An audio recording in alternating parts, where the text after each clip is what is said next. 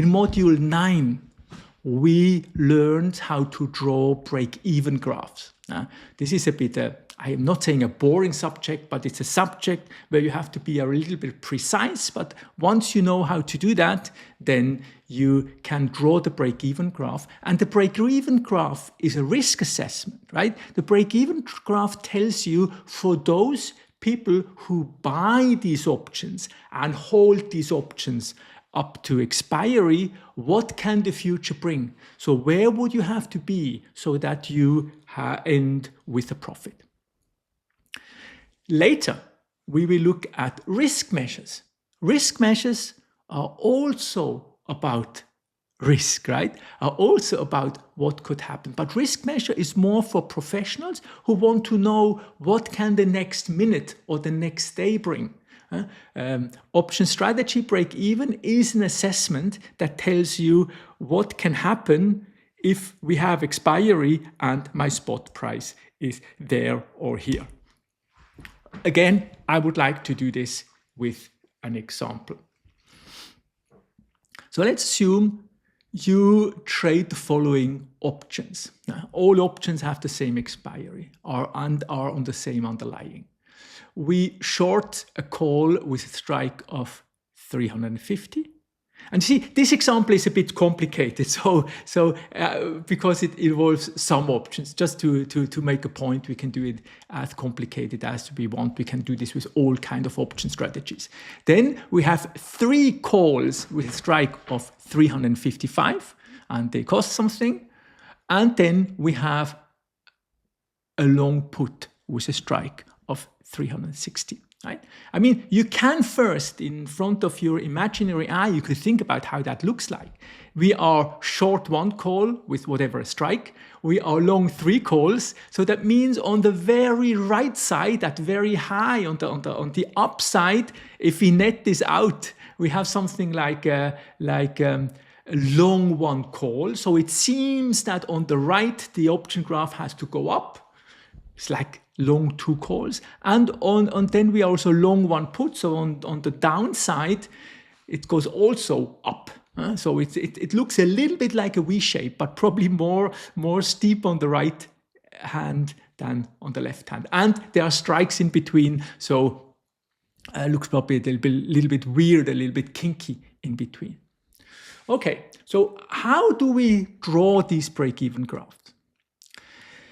Break-even graphs are always a little bit complicated because we have these option prices in. And what we suggest that you forget about the option prices, you draw the theoretical value graph and deal with the option premium later, right? So that means we would first talk about calculate the option price. And once we have done this, we look at the shape and then we add this back. Remember, we created a table. We said, okay, probably once you have a bit of an experience, you can just draw it. But at the beginning, it helps to do it with a table. So what is my total premium? My premium is I take in money from selling the 350 call, I spend money from buying 3 of the 355 calls, and I also spend money for buying the put. So if you add this together, you spend, the minus here means you spend in total 8.3125 for this option strategy. Okay, this table I refer to. You can do it differently. The table is just at the beginning.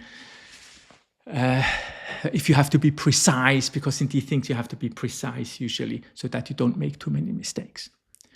We suggest that you write down all the involved strikes, right? And we have strikes 350, 355, 360. So this is where the graph kinks. The graph only can kink where we have a strike, right? So that means between the strike, if all options together are just a straight line with a certain slope. And we have to think about the slope between the points. And we also have to think about the slope above the highest strike. And we have to think about the slope below the lowest strike. So Let's do that. But again, Hi, this is Nandini here.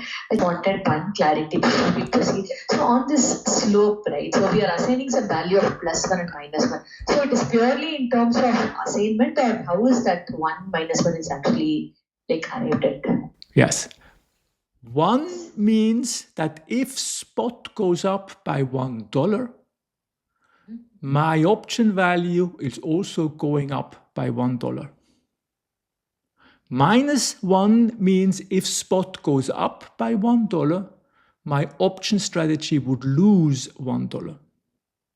A slope of +5 would mean that if spot goes up by $1, my option strategy goes up by $5.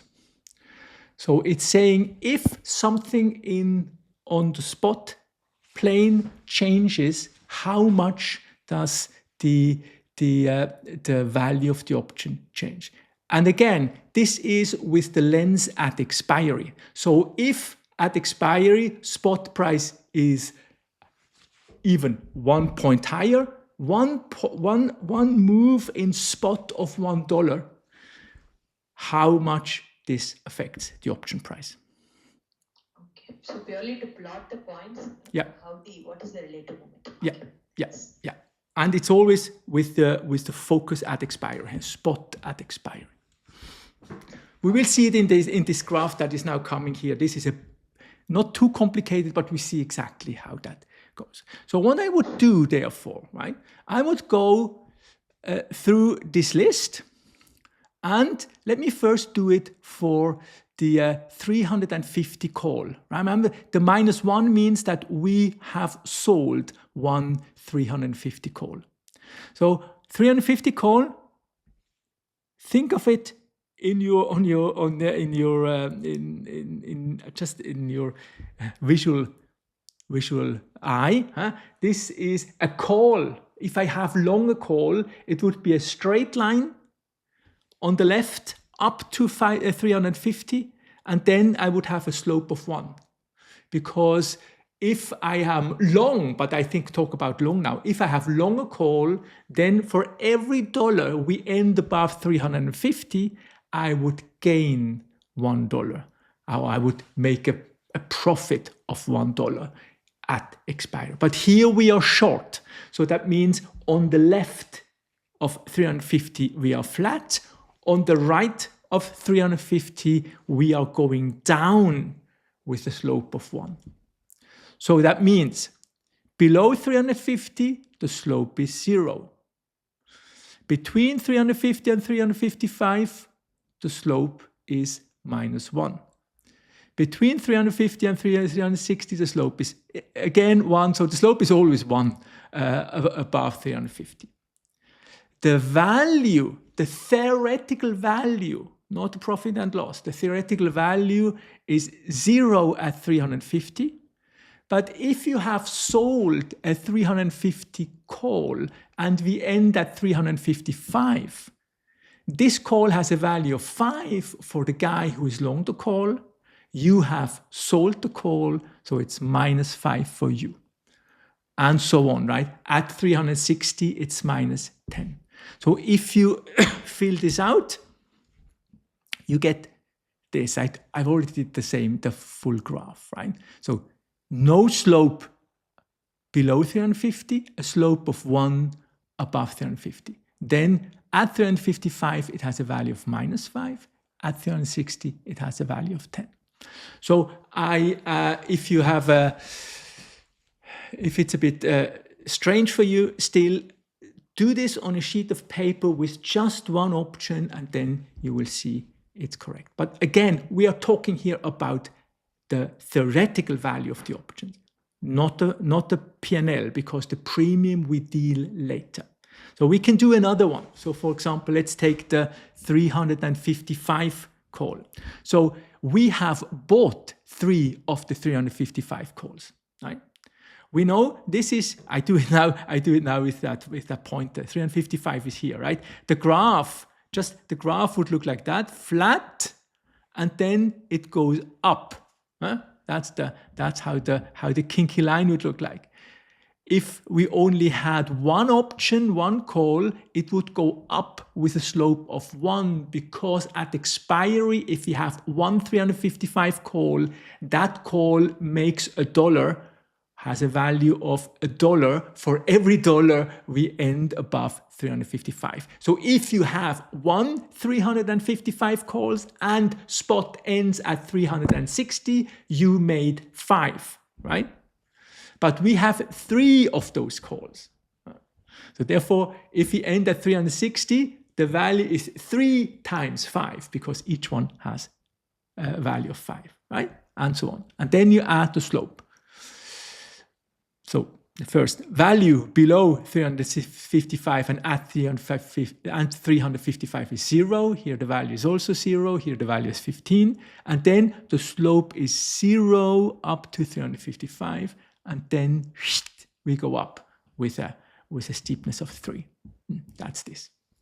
You do this for all these other options, actually for the last one. And then at the end, you account for the premium. Now the premium, of course, is not affecting the slope of the graph. The premium is just affecting the value. So at all the value points, you subtract the premium, and then you have this total. This is the thing you have to draw, right? So you have some anchor points, so the values at some points, right? So for example, at 350, this has a value of 1.685. At 355, it has a value of minus 8 point something, right? And the slope, you can see from the very left, it comes from high, goes down because we have a slope of -1. Then it goes down even steeper because we have a slope of -2. And then it goes up with a slope of 1, and it goes up with a slope of 2. If I draw that, that's how it looks like. And how do I usually draw it, right? I take one point, put the value here at 350, and 350, the value is 1.685. Opala. That's this value. And then I start to draw, right? So here it comes down with a slope of -1. So it goes, -1 means going down by angle of 45 degrees. Now here it goes down with 2. I already have calculated my point. Then it goes up with a slope of 1. And then it goes up with a slope of 2.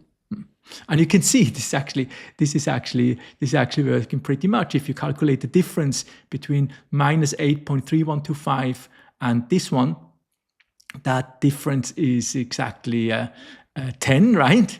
And why is it 10? Because here the distance is 5 and we have a slope of 2. So this must be 10. And once you have that, right? Once you know the value here, and you know that we go down with a slope of 2, that means for every dollar we are trading higher, we lose $1, right? So for example, if we end at 151, we have lost $2 starting at 1.68875. So we are already in the negative point. So you can calculate where is this break even. You can calculate where is that break even. And the calculations for the break evens I have done here on the next page. But you see, if you have this diagram, that now is a risk assessment. It shows you what happens at expiry if, or what is my value at expiry if spot ends in a certain area. And you can think about, let's assume we are somewhere here. Let's assume that. We don't know exactly where we are, but we are somewhere in between here, right? And you can say, okay, what is this a strategy? This is a strategy that tells you if spot sits, I lose. If spot moves, I gain. So this is a volatility position. That means it's a position that makes a profit whenever spot is moving a lot. So you want volatility, you want the underlying to move around. You don't care too much in which direction, right? But it has to move.